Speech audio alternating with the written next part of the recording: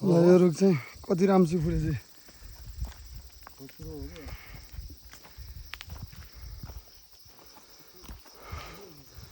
हामी चाहिँ पाल्पा आइसक्यो पाल्पा कहाँ थाहा छैन दुकान खोज्दा खोज्दा ओहो जीवन जानी भयो अब हामीले खोजिन्छ यो के धतुरो के मधुरो भन्छ नि के यो फुल यस्तो राम्रो फुलेछ रुख यस्तो राम्रोसित फुलेछ